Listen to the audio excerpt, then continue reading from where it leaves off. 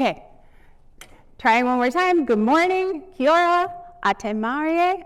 I'm so excited to be here. I'm very grateful to the Kiwi PyCon organizers for having me here. I'm especially appreciative to all of you and anyone who's listening now or later. Being here, starting morning. Hope you had a good coffee. Whatever ever. And my third time speaking at one in person, and my very first time giving a keynote live. I have done it from home, which feels very different and less intimidating. And it's also my very first time giving a talk outside the US. So a bunch of firsts, my first time in New Zealand, which has been amazing so far. I'm just really grateful for your time, and also thank you in advance for your patience with me and for laughing at my jokes. I'm feeling very much a beginner. That was the first one. Okay. I'm feeling very much good job. I'm feeling very much a beginner against so many awesome people who've been contributing to the Python community for a very long time, but I know it's a friendly audience, and so I'm really appreciative of the warm welcome here. This is me, Director of Resource Development at the Python Software Foundation. Those are some of my handles. I'm not really on Twitter anymore, but you can tag me. I'm on Mastodon. That's my email. For compliments, please send complaints to Carlos. And the Python Software Foundation, if you don't know it, is the nonprofit organization behind the Python programming language, which you have heard of. As I'm here representing the PSF, and we're also a sponsor of the event, and because the organizers gave me a mic and didn't say that I couldn't, I'm going to start by taking a few moments to talk about the Python Software Foundation. So hands up if you've heard of it before. Great, we were paying attention 7 minutes ago. And hands up anyone who's a member of the Python Software Foundation. Yeah. Nice. So I know you know some things, but I'll just share a quick overview, because even a lot of people who are involved in the foundation don't know all the things we do. They read the annual report and go, wow, huh. So I'll start with our mission statement.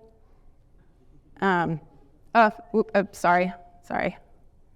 The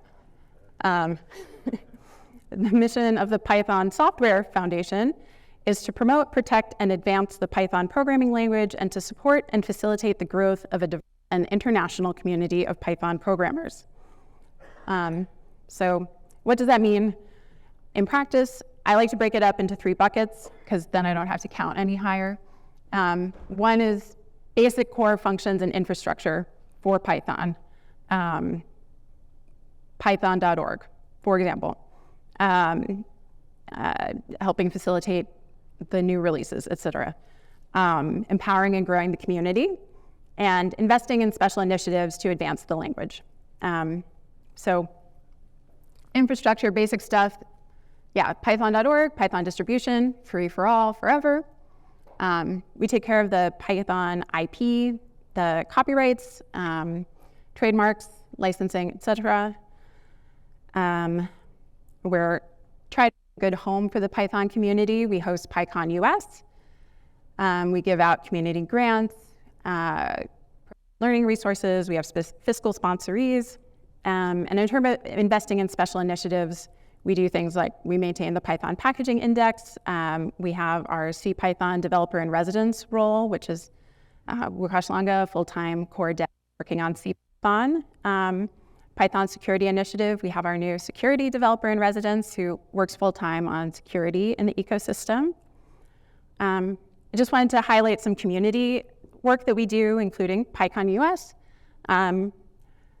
I hope that we'll get to see you there sometime this coming year. It's in Pittsburgh, Pennsylvania in the spring. You can also see all of our past PyCon talks that have been recorded on our YouTube channel, so I encourage you to check that out. And in terms of grants, this year, one of our, I'm getting to it. This year, one of our grants, a fantastic event called Kiwi PyCon, which you may have heard of. Last year, the PSF distributed 215,000 US dollars in grants to 138 groups in 42 countries. This map shows the distribution of grants across the continents from our annual report. If you look closely, you may notice a problem with the map.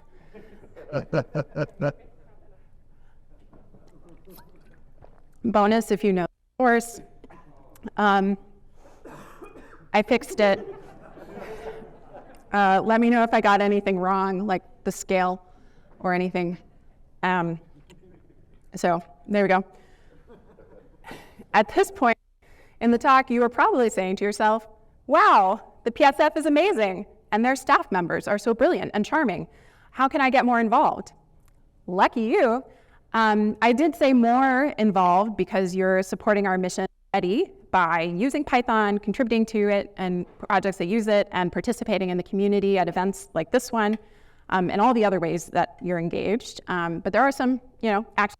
Become a member, ask me more, it's on our website. It goes from free to not free. You can donate, you're remiss if I did not mention that. You can learn more at our annual report. You can submit to the PyCon US call for proposals, which will be opening in just a few weeks here. And we do have travel grants available, so I'd encourage you to take a shot. I'd love to see you there. And we also have the PyLadies, which is one of our fiscal sponsors, an excellent group. I know some folks here are involved, and their first conference is online, and their CFP is open for 2 more days. So that's also great, no travel required. Okay, that's all I had about the PSF. I may have spoken too fast. I am from New York. I can take questions about the PSF if anyone has any at this stage. Anyone want to top up their coffee? All right. I will just talk super quick about me since I am here and on the stage. Again, I'm going to use this really accurate map. I'm from Massachusetts originally. Don't worry about it. I live in New York now. I did go to law school, but I have many other fine qualities.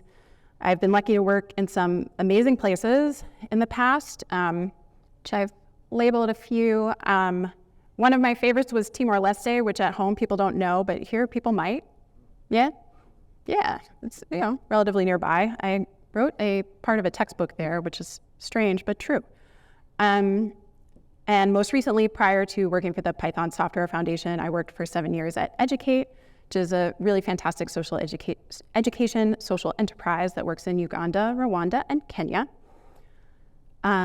So now I'm the PSF Director of Resource Development, which is essentially on the money coming in. Most everyone else at the foundation is focused on spending the money out on the lovely programs I mentioned, so I'm the in direction. You'll notice one thing I did in my background is anything about coding in Python or any other programming. I know about as much Python as I do Te Reo Maori. So I'm extra appreciative of my welcome in this community. Oh, I did want to mention my boss. This is Penny, or as you might say, Pinny. No. Chris is so ashamed, I'm sorry. She's a 9-pound rescue pup. Sorry, we do kilos here. In kilos, that's like this big. She is a demanding boss, but I've learned a lot from her. She's where I get my style sense. Okay, that's about me enough. If you'll indulge me, Eric started us off yesterday with a short story about his timeline getting involved in Kiwi PyCon in this weekend's event. So I thought I'd share mine.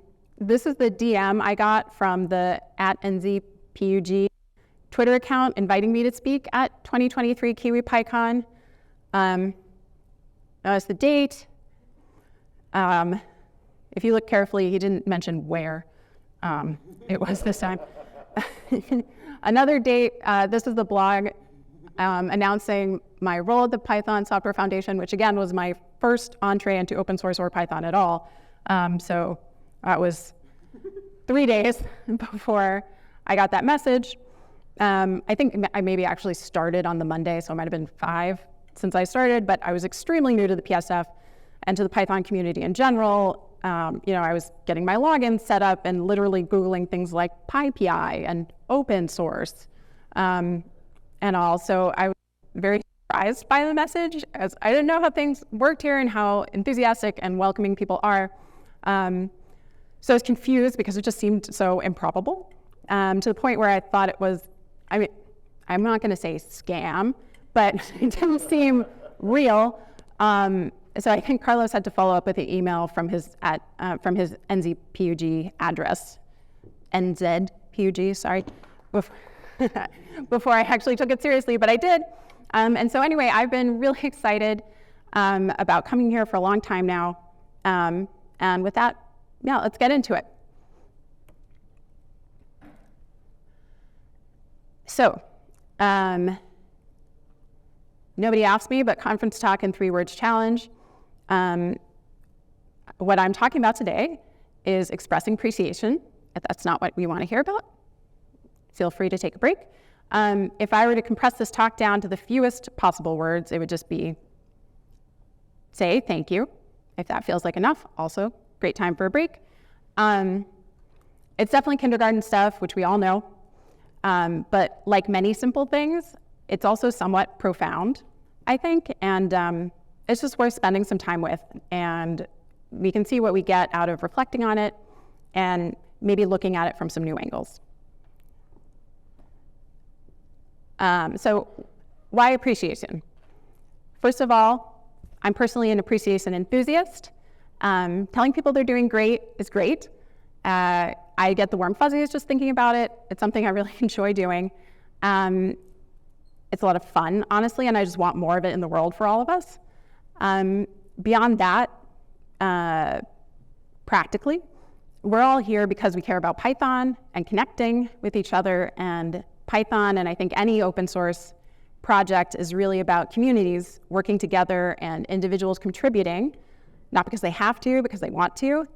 And that kind of system will be effective and last in the long run if the people in our communities, including ourselves, are satisfied and feel good about what we're doing together, right? So yeah, I want to take this time with you to reflect on how focusing on expressing appreciation can perhaps help you and your communities and the projects you care about thrive in the ways that you want. So quick roadmap, just to let you know how I'm trying to organize the next, how many minutes? 48, wow, I have been talking fast, sorry. So next, we'll say 40 minutes for questions. So first of all, for context, I am no kind of social scientist. This is definitely the art, not the science of appreciation. And it's all just based on my experience and my observation of the value that can come from doing this one thing. Given that, I want to start by spending some time together thinking about why appreciation matters, then move on to unpacking just what appreciation entails, and then some basic thoughts about how to better express your appreciation, and then some tips on how to remember to go on expressing appreciation after I stop talking this morning and we all move on to tea. Okay, sorry, I realize there have been kind of a bunch of disclaimers, but law degree. Other forms of appreciation. Just to be explicit, in this talk, when I say expressing appreciation, which I've already said many times, I'm talking about verbal appreciation and situations where saying thank you in some way is the appropriate form of expressing appreciation. There are other great modes of expressing appreciation, and I'm a fan of all of them.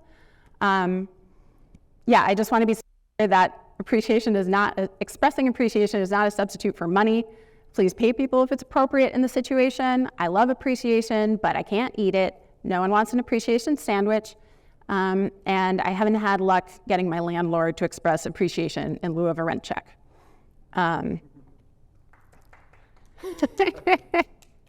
So, why should you spend time appreciating?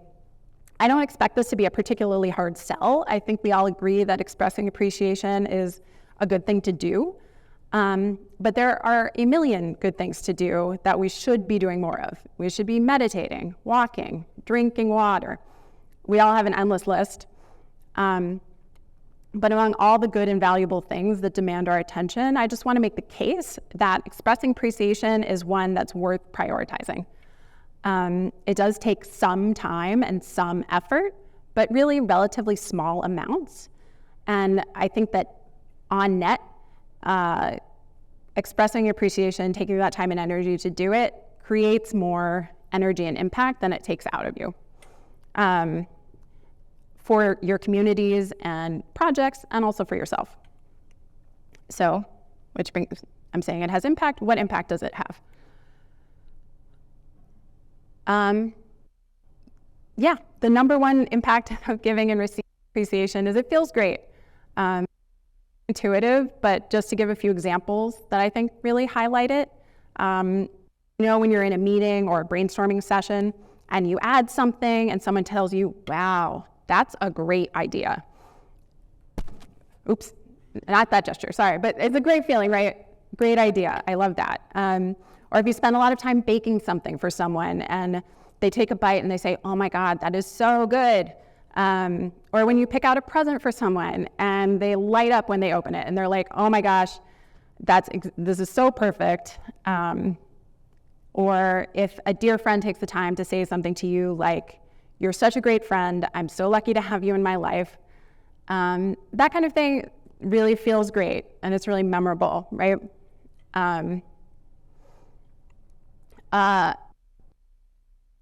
About appreciation is it's abundant. Most things that fuel the work we do are scarce, right? In a resource-constrained world, it can feel like we don't have enough of anything. Money, time, energy, snacks. I think we all feel short of all of these things a lot of the time, especially at any project that's volunteer-driven or nonprofits. But appreciation is basically unlimited. It's not effortless, and we'll talk about that, but there's no global appreciation reserve that you're chipping away at when you thank somebody. You don't have to make a budget for thanking. Appreciation, something we can never run out of, and there's no less of it when you give it away.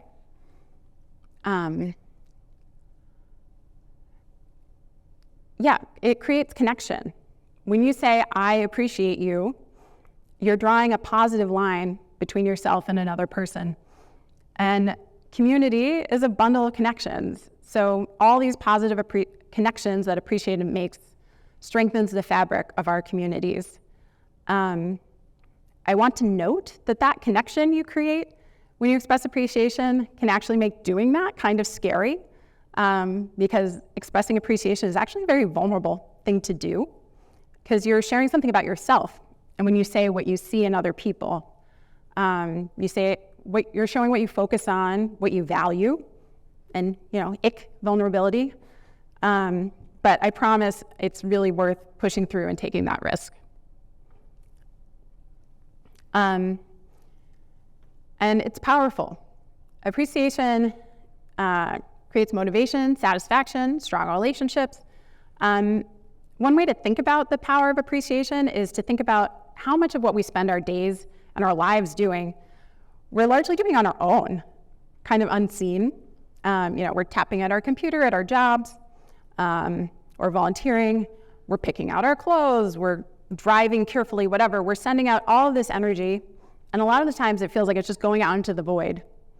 A very small share of what we spend our time on and do that we ever actually get feedback on, or find out it's been noticed by anyone else.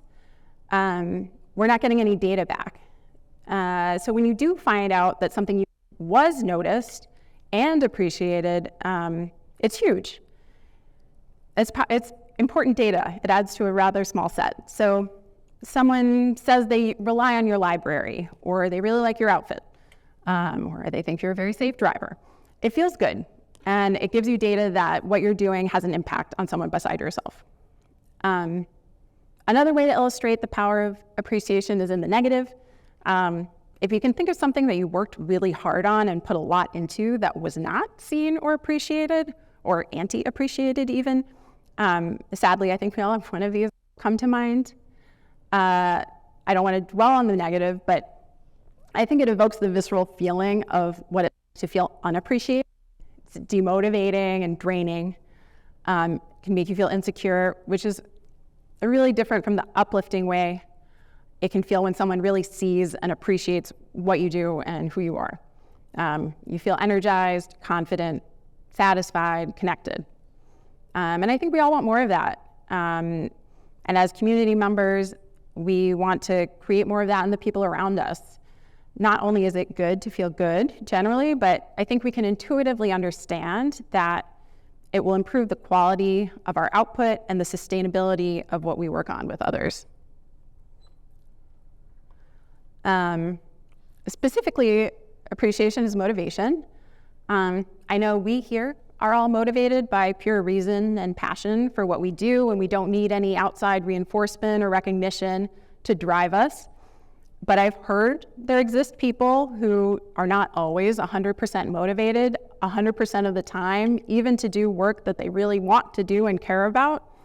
A word of appreciation that doesn't take a lot out of you can really instantly refill somebody else's tank and give an instant boost when they need it.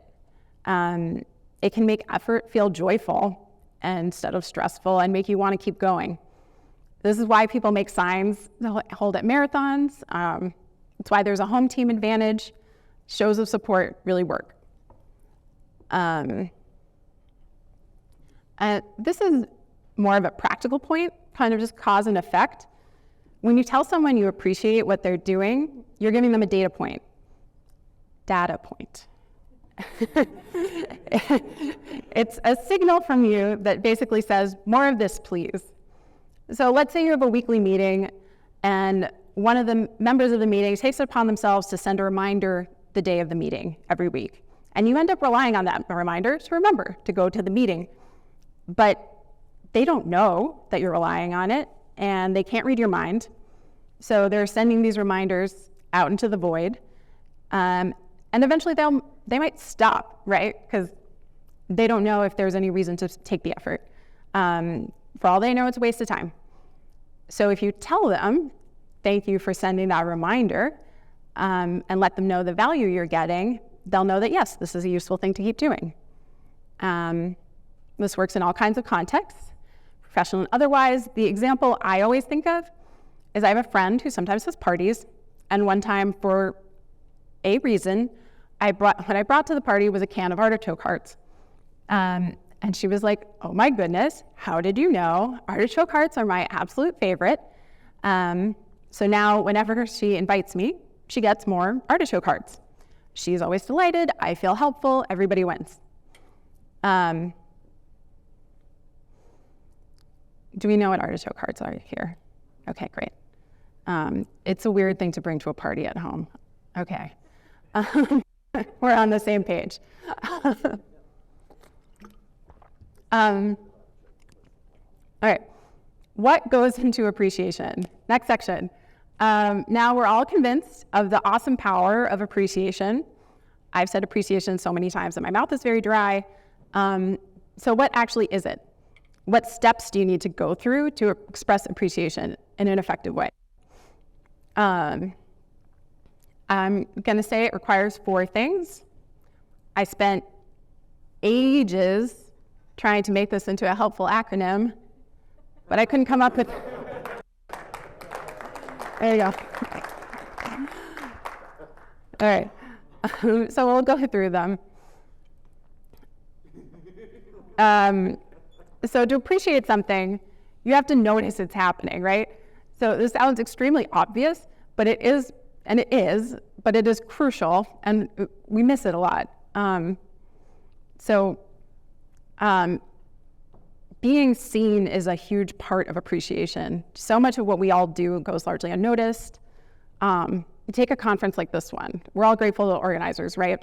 But even if you've planned a conference yourself, there are probably huge areas of work happening behind the scenes here that someone is putting a lot of work into that you didn't even think about, and I certainly didn't, that is completely necessary to the great experience we're all having today.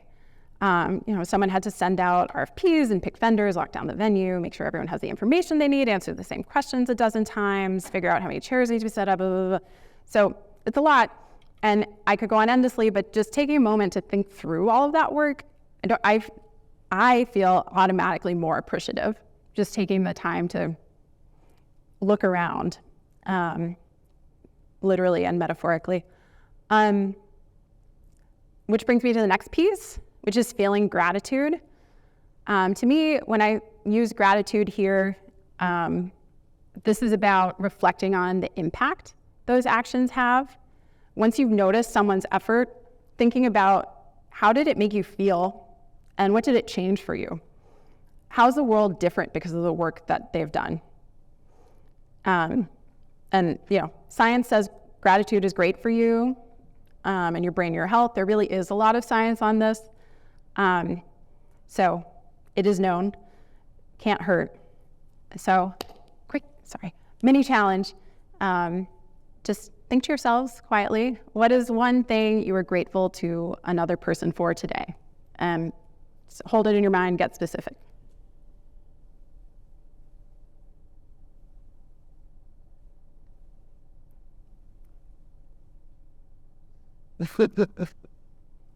Cool, okay, we'll come back to it, but just it's nice to think about that and feel how it feels to you to take that moment.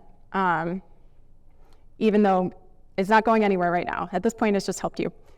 But don't stop at the gratitude step. The next step is easy to miss. I certainly do at times. Empathy, this part is thinking about what did it take for that person to do what they did and how might they feel about it? Not just the impact on you, but what did they have to do in order to make that happen for you? And final step is a key step. The first three things are lovely on their own for giving yourself the warm fuzzies, but they do need to leave the privacy of your brain to do any good to anyone else. So the last step is to take what you've noticed, how you feel grateful for the impact it's made, and how the other person might be feeling about it, and tell them out loud or in writing, in a text, in a tweet, in a toot, in an email, by airplane, banner, flyover, whatever. But this is the hardest step, so we'll talk about that next. So moving on, doing the thing. Step one, be genuine. In my opinion, this is a fundamental requirement. Maybe y'all are better actors than I am, but I really think that false appreciation doesn't work and people can really tell.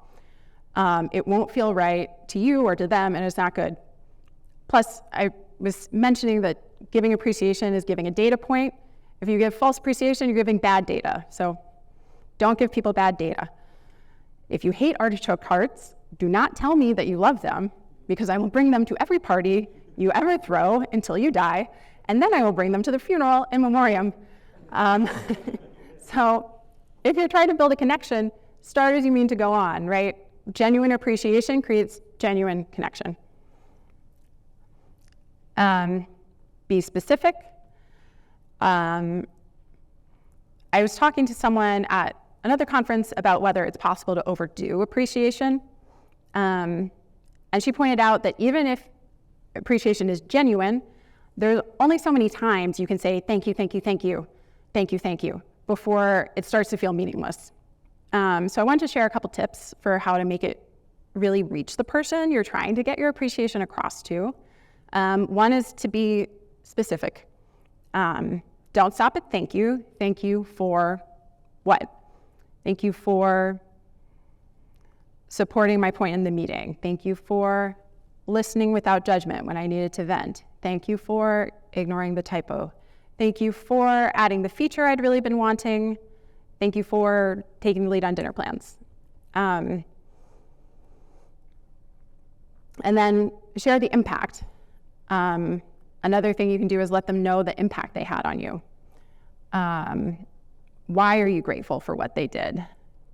Thank you for doing that. It made me feel whatever.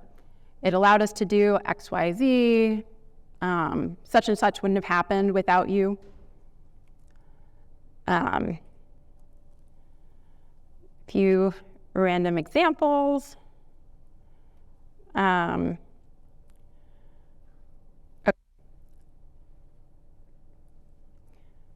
Looking at the time, speaking of, sorry, the last tip, and I do apologize, I'm so sorry. I also love procrastinating. Ask me when I finish these slides. But if you can, the shorter the delay between feeling appreciation and expressing your gratitude, the higher the impact you're going to have on the other person, and the more likely you are to do it and not actually forget. So soon, short and sweet is better than long, flowery, and never. Okay. So this is one of the hows. What changes can I make to express appreciation more?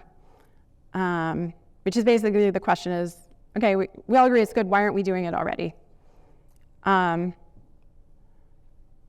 One reason might be that you're not aware because you're not taking the time to notice, so just paying a little more time, deliberately taking some time to be mindful and see what people are doing around you can really help. I mentioned that, sometimes it's just because it's vulnerable, which yikes. One thing I think it's really practical that I wanted to share is adding some structure. So 3 R's, ritual, reflex, reminders. Making a ritual of it, it's like a habit, but pleasant. Maybe you schedule a time for yourself when you say once a week you start the day or take an afternoon break with a cup of tea and write down 3 people who've done something you're grateful for and send them a text. Or a reflex, making it an if then that kind of thing. If one-on-one scheduled with a coworker, then add an agenda item of something you want to thank them for into your meeting schedule. Or if someone says something on the internet that really pisses you off, instead of replying, redirect that energy and make an appreciative comment somewhere else. Reminders actually work and are quite easy. You can literally set calendar reminders. This one is a real example from a former boss of mine. Pro tip, do consider who can see your calendar when you make reminders like this.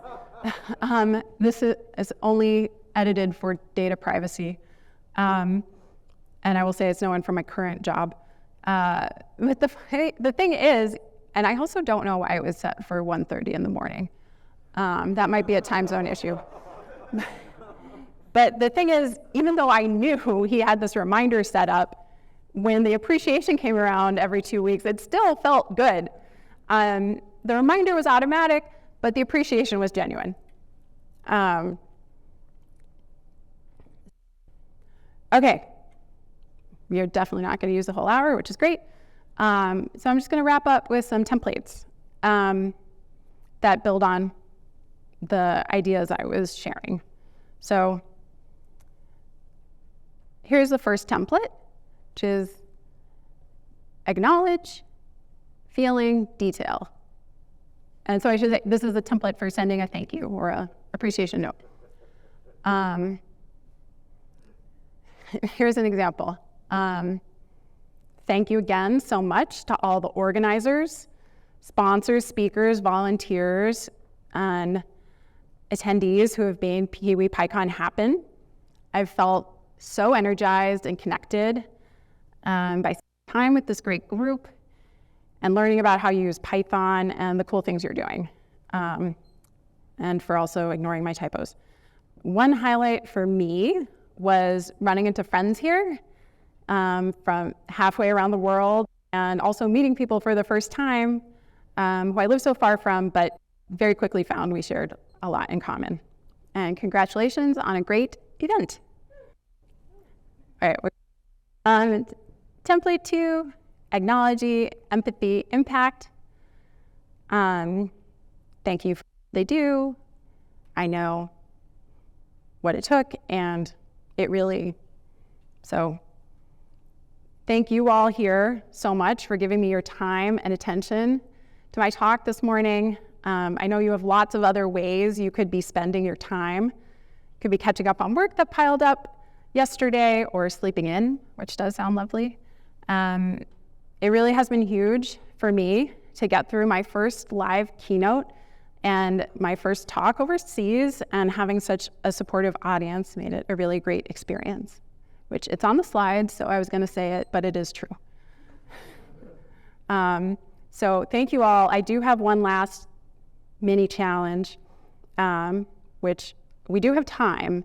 So I would love to challenge you all to, maybe you're recalling the gratitude you felt earlier, but I would love if you wanted to take a moment to send out a thank you right now. And an option is for it to be to yourself. I'll put up a template.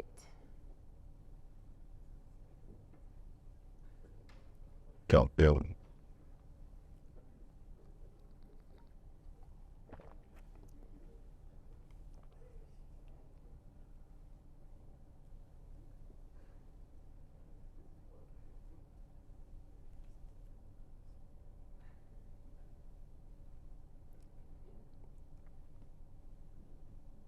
I was going to send one myself now too, but my computer is occupied.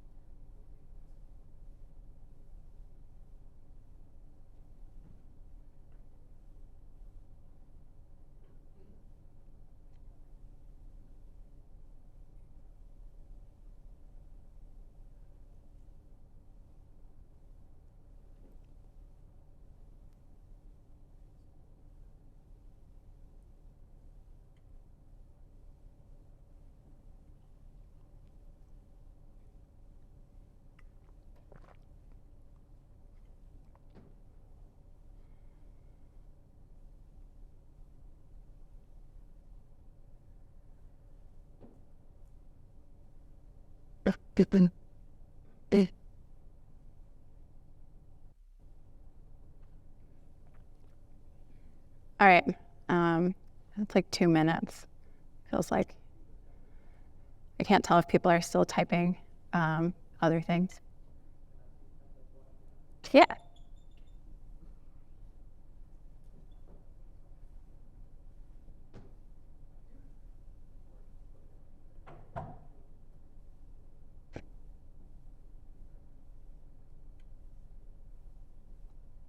All right, cool. I think I'll let us move on, and you can always, I encourage you to do more after this. And I did want to end on the note of, an exhortation to please appreciate all that you are doing amidst all the challenges and conditions and responsibilities and expectations and capitalism and pandemic and climate crisis and emails we're all facing. So it's important to also appreciate yourself because you're doing great. I appreciate you.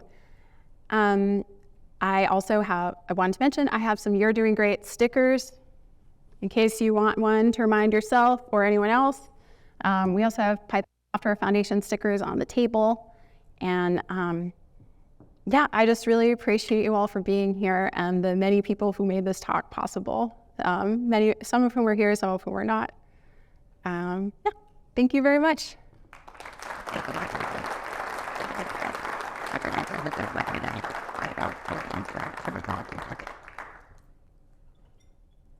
Normally at the end of a keynote, So I'd be kind of like, why are you all looking? You switch your mic on. It is on. 1, 2, 3, 4. 1, 2, 3, 4. But we're hoping now. Normally, you have a keynote. I don't know what the audience is doing. You guys are doing right now, and you're like, "When I'm looking at us, but honestly, I think that's probably the worst part of it. Oh, thank you. I'm going to actually use this name. Over 100 people make over 100 people. Yeah. I hope some of those were going to you because you really deserve it. Not enough. Oh. We have lots of time for questions. We have a minute. We also have microphones for questions. So this time, I'm going to be running around the microphone. Jordan, you're going to hand me your microphone to Lauren. We're going to mute your Okay. headset like this. All right, great. And when I hand you the microphone, keep your hands go on. And as you can see, my cord was live or asked. There's a question. Yes, so just if you can repeat the question that they asked. Yeah. Oh. Yeah. Okay, don't worry about it. All right, great. Thank you. Hi there. I guess this is more of a just your comment for the bishop, but then on New Zealand, from my experience, to interested in working in IT, so quite often some of those schools we're doing, there's that acknowledgement that I was sitting. So I had my oldest statistic, and so I was really thinking, it's just that, it's very hard that they appreciate gains sometimes there. But we used to, certainly in my area of New Zealand, we're receiving an appreciation. We've got put in a lot of strict criteria where that's actually not seen as a positive thing. And I think that actually stops people offering them an education as if some of them.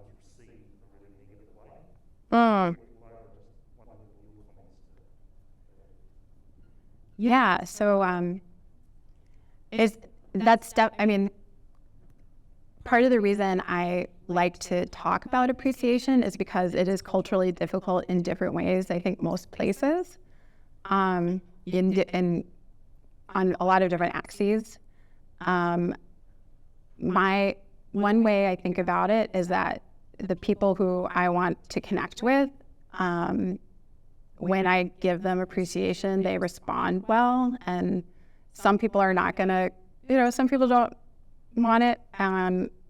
It doesn't do anything bad, but it helps find the people who I have a strong connection with. And of course, that goes into the empathy piece, right? Is knowing how people, paying attention to how you think people are going to receive it.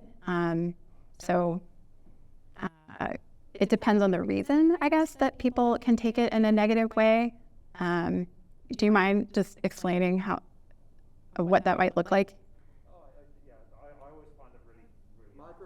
Oh, sorry. I don't know about that. What? Again, I think it's appropriate just to have a conversation that I find it really fascinating. But I just think as a group, IT people, at the last Kiwi pilot when I came, which was maybe 5 years ago, we had a keynote about trying to reach out as programmers, so that there's some of the challenges that we will face sometimes for society what's things there. So I think what I take from when speakers really appreciate it to the talk is like it's something that people will work on as a community. I don't know how much gives them that thing to try it. Yeah. Okay. Yeah, thank you. Sorry. I think part of what it is trying to share appreciation in a way that you think will be comfortable for the other person, whether that means like in a quiet way or not publicly, but also being the person who does share the appreciation helps make it more comfortable for other people to do it and to receive it. And also when you are thanked, try not to be dismissive, try to, thank you is a good way to respond, or you're welcome. Hi, I don't really have a thoughts on the difference between trying to reach it doing. So the appreciation privately and publicly, I don't know what different types of people, different situations. When I do like benefits and I don't know what.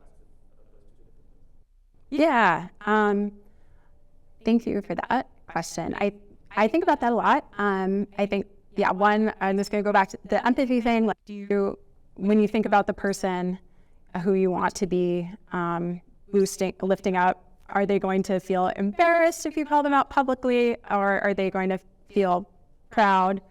I think it also depends on the power relationship. If you're like somebody's boss, and it's appropriate, often a public thank you is really helpful for that person and also for the culture that you're leading.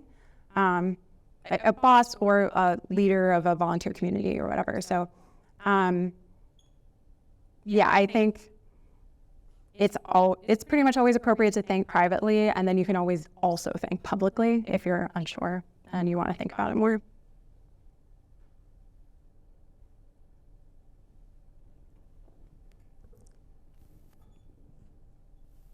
I see you went to Timor-Leste. New Zealand supported Timor-Leste right their first democratic elections.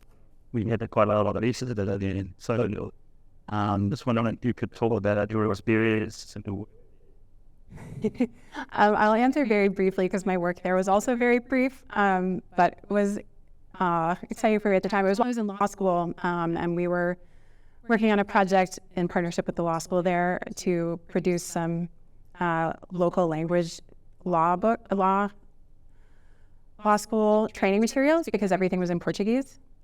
So I was participating in writing a textbook that was going to be translated because I don't speak Timorese. So that's what I was doing. It was on legal ethics, oddly enough. But it was a short project, but impactful on me. But I didn't know that New Zealand connection. Very cool.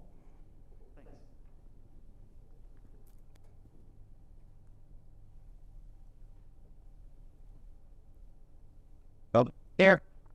Should get it.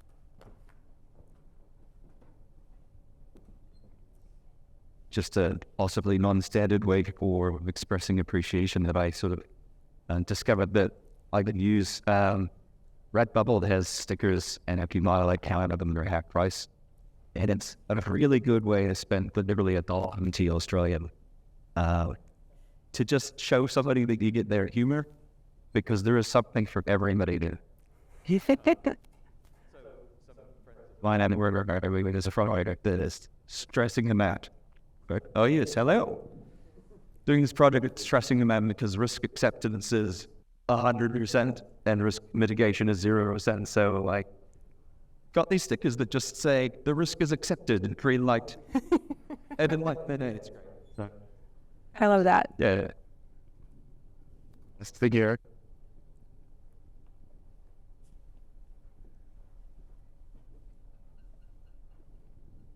Thank you so much for your point in this part, and it's you give it a good amount of time. Also to give you the big piece, and it's a very bringing you the a big shot on the bed. I thought I was good for it from many very who said it. Although some of the very important that to us that is a good coach yourself. Don't tell them all the things that if you go to the problem, you will be on the ones of thinking that, but really just skip the thing, I'm involved in the days, and being this is about to manage to the appreciate the things that I see. Yeah. I think about that a lot also because it's also often gendered too, of like women especially, they tend to not receive thanks or just will tend to respond by saying the things they did wrong or the other people who were involved, which is also great. But I think trying to remember that the person thanking you is trying to do something nice for you and showing you a piece of themselves. So trying to receive it in kind. How would you want someone to respond if you were thanking them? And all, it's always great to show appreciation back if that's how you're most comfortable. Like, oh, it was my pleasure. Thanks so much for coming. It meant a lot to have the audience there, or we were so happy to do it. So just trying to kind of yes and rather than deflect or minimize. Because another thing I like to say is, because I've also seen this in a lot in like conference leadership or other volunteers, is the leaders of those groups will get thanks and praise and try to minimize themselves, but they're being a role model for a lot of people. And if you are someone who other people who are newer to the community or younger are looking up to, you want to model that, yes, I did that, you know. And there are lots of ways to be gracious that aren't minimizing your own work, which also minimizes the work of other people with you. I hope that helps. Do we have any other questions? Yeah, part of the way I wanted to show appreciation for your coming early was to not take up all your time. I was really worried about going long, so I preferred to go short, and I would love to talk about it one-on-one at any point.